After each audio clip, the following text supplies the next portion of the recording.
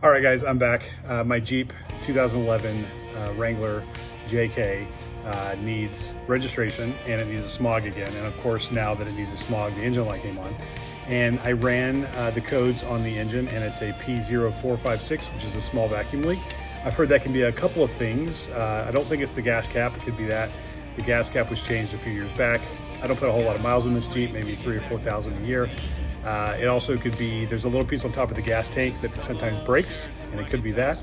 And then also, what I don't hope it is, or what I hope it's not, is somewhere randomly within the Jeep I've got to go find out with smoking the entire system. Another thing that I just heard, that it could be the Evap valve that sits on the charcoal canister. I'm hoping it's that. This seems like a really easy change. So we're going to change that, and then I'll go do some drive cycles, and I will let you know if I passed. All right, so we're next to the charcoal canister, which is right below the back seat on the left side of the Jeep. The two things you have to take off, one, the electronics, and then two, the hose coming into the valve here. I can't hold the phone and do this at the same time, but there's a little tab right here. You just push that in. That should come out pretty easily, I think. Yeah, that comes out pretty easily.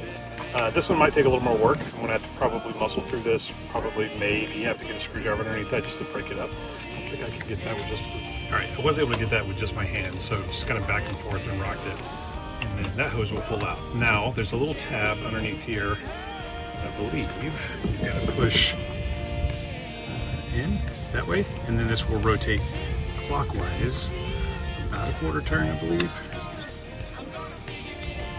Maybe you got to pull that out, maybe out instead of it. Yep, got to pull that tab this way, and then this rotates about a quarter turn. It should just, that's about a quarter turn there. A little over a quarter turn, it should just pop out. So then, first thing I want to look at is the seal, little O-ring there that might get corroded, might get brittle. I don't even know if that's in focus. You can see that. I'll go take a look at that, and then we'll show you putting that back in. The new O-ring is more tubular. You can see. The old one has a little flat edge, it's kind of square. So, this is actually in really good shape too. It's not very brittle. Again, this whole Jeep has 65,000 miles on it, so I don't think that's going to be it. But let's cross our fingers and hope. This is the new one, the new O-ring. All right, so everything's out. We'll take the O-ring and just place it right there in place. And then, valve a little over the half turn. There, so you can see that. It should turn back counterclockwise to lock in. There we go. Locked in, it should be ready to go. Put the electronics back in. Back in. That's it. We'll go run the codes, clear them, do a drive cycle. So, some potentially good news. I cleared the codes and the engine light went off. I tried that before and the engine light stayed on, so I'm thinking this is the problem. I had two codes, one was permanent and one was temporary, same 0456. So I think this is the problem. We'll go drive it together.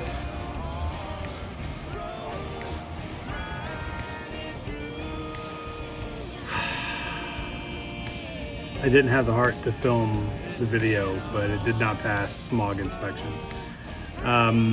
The check engine light cleared, so the 0456 thing is good. So what we did, fixed that part of it, but what we're up against now is what I was up against 5 years ago, is that the O2 sensors aren't ready to be checked.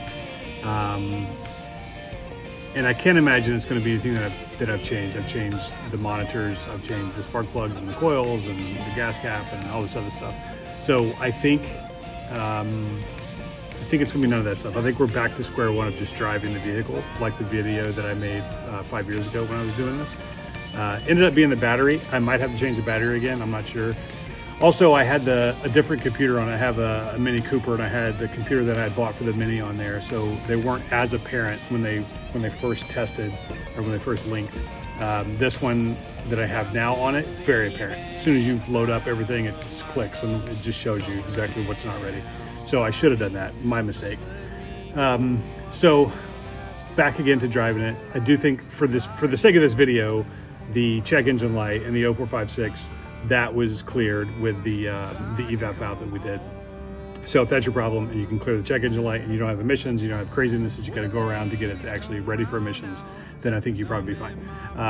Otherwise, we're back to California emissions, and I've got to go run this a little bit. And it's got to be a function of the fact that I don't drive this Jeep that much. It's probably got 3,000, maybe 4,000 miles from last year on it, if that.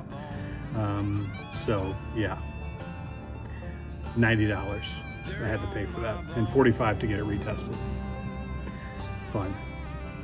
All right, I'll finish this video up with the cleared, ready to go O2 sensor, and hopefully with passing smog. It did kick off the O2 sensors in the cat, and the cat already cleared, so I don't even know what kicked that off, because I did not disconnect the battery or anything when I was doing the valve. Anyway, yeah. All right, so I took my own advice from 6 years ago when we had this problem and bought a new battery.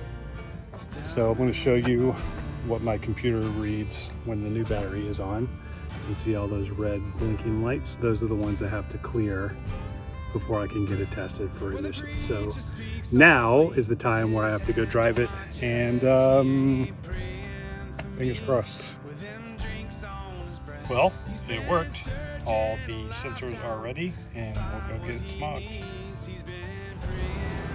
Well, I'm back again, and it passed.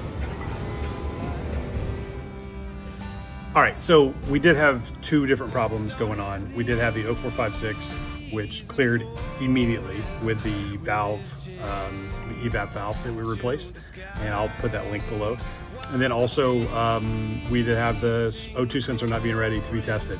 So just like the problem I had back in 2020, it was just a new battery. And I took the new battery and I drove it around for, I don't know, not even an hour, and it cleared it. So it might be a Jeep JK problem only, I don't know.